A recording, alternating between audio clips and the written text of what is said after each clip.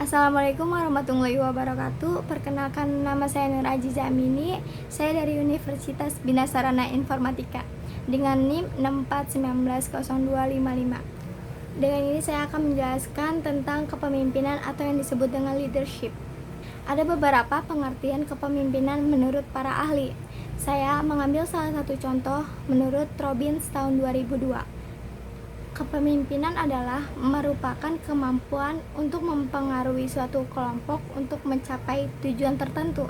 Sedangkan menurut Toha tahun 1983, kepemimpinan merupakan aktivitas untuk mempengaruhi perilaku orang lain agar supaya mereka mau diarahkan untuk mencapai tujuan tertentu. Jadi, definisi kepemimpinan adalah kemampuan untuk mempengaruhi perilaku seorang atau kelompok orang untuk mencapai tujuan tertentu dari situasi tertentu. Nah, kepemimpinan ini merupakan masalah sosial yang di dalamnya terjadi interaksi antara pihak yang memimpin dengan pihak yang dipimpin untuk mencapai tujuan bersama, baik dengan cara membujuk, mempengaruhi, memotivasi, atau mengkoordinasikan. Nah, seorang pemimpin boleh berprestasi tinggi untuk dirinya sendiri, tetapi itu tidak memadai apabila ia tidak berhasil menumbuhkan dan mengembangkan segala yang terbaik dalam diri pada bawahannya. Dari begitu banyak definisi mengenai pemimpin, dapat saya sendiri simpulkan bahwa pemimpin adalah orang yang mendapat amanah dari berupa sifat, sikap, dan gaya yang baik untuk mengurus atau mengatur orang lain. Di sini ada pemimpin yang berhasil, hendaknya memiliki beberapa kriteria yang tergantung pada sudut pandang dan pendekatan yang digunakannya. Apakah itu kepribadiannya, keterampilannya, bakat, sifat-sifatnya, atau kewenangannya yang dimiliki, yang nantinya sangat berpengaruh terhadap teori kemampuan atau gaya kepemimpinan yang akan diterapkannya. Nah, saya akan membahas tentang fungsi kepemimpinan. Fungsi kepemimpinan dalam suatu organisasi tidak dapat dibantah merupakan suatu fungsi yang sangat penting bagi keberadaan dan kemajuan organisasi yang bersangkutannya. Pada dasarnya, fungsi kepemimpinan mempunyai dua aspek. Yang pertama, fungsi kepemimpinan berdasarkan administrasi. Fungsi ini yakni mengadakan formulasi kebijakan, administrasi, dan menyediakan fasilitasnya. Yang kedua ini ada fungsi sebagai top management, yakni mengadakan planning, organizing, staffing, direction, commanding, controlling, dan sebagainya. Selanjutnya saya akan membahas tentang teori kepemimpinan. Seorang pemimpin harus mengerti tentang teori kepemimpinan agar nantinya mempunyai referensi dalam menjalankan sebuah organisasi. Teori ini tentang kepemimpinan antara lain. Yang pertama, teori kepemimpinan dari segi sifat atau yang disebut dengan trait theory. Sifat-sifat itu antara lain, yang pertama ada sifat fisik, mental, dan kepribadiannya. Ada salah satu ilmuwan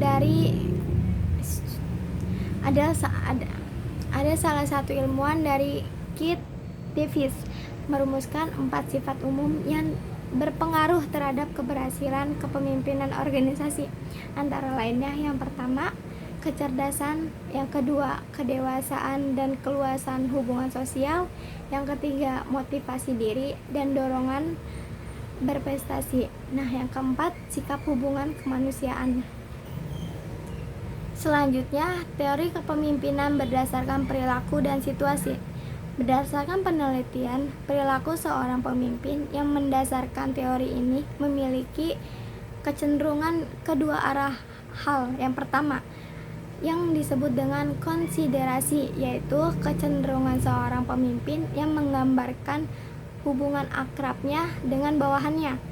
Yang kedua, disebut dengan struktur inisiasi, yaitu kecenderungan seseorang pemimpin yang memberikan batasannya kepada bawahannya.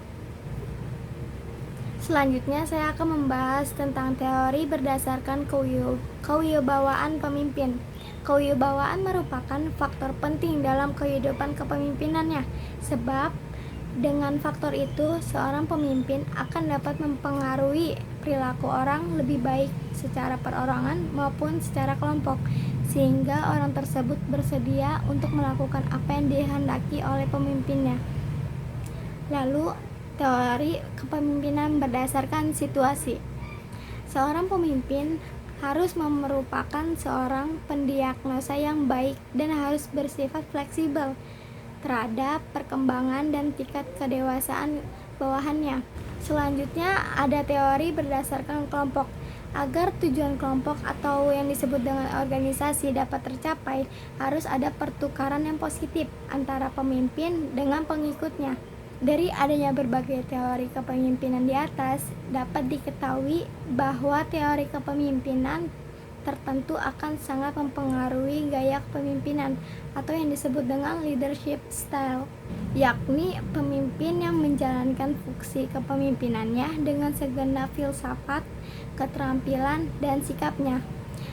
Nah, gaya kepemimpinan ini adalah cara seorang pemimpin yang bersikap, berkomunikasi, dan berinteraksi lain dalam mempengaruhi orang untuk melakukan kegiatan tersebut. Ada beberapa contoh dari gaya kepemimpinan tersebut, seperti otokratis, partisipasif, demokrasi, kendali bebas, direction, coaching, atau supporting, dan lain-lainnya. Selanjutnya, saya akan membahas tentang kepemimpinan yang berdasarkan melayani. Nah, kepemimpinan yang melayani adalah pemimpinan yang mau mendengar setiap kebutuhan, impian, dan harapan yang diimpikannya.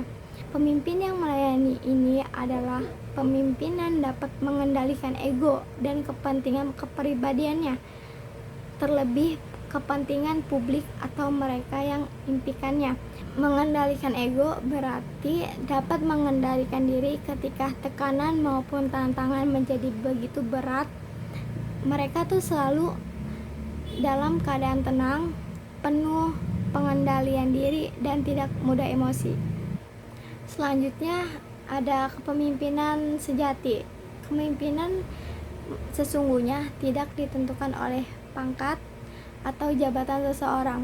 Kepemimpinan ini adalah suatu yang muncul dari dalam dan merupakan buah dari keputusan seseorang untuk menjadi pemimpin, baik bagi dirinya, keluarga, bagi lingkungan pekerja, maupun bagi lingkungan sosial, dan bahkan bagi negaranya. Ada sebuah kalimat yang berisikan tentang I don't think you have to be a ring star on your shoulder or title to be leaders. Anybody who wants to raise his hand can be leader anytime. Dikatakan dengan lugas oleh General Ronald von Jerman atau Jenderal Angkatan Udara Amerika Serikat, yang artinya saya tidak berpikir Anda menggunakan bintang di bahu atau sebuah gelar pemimpin orang lain yang ingin mengangkat tangan dan pemimpin di lain waktunya. Seringkali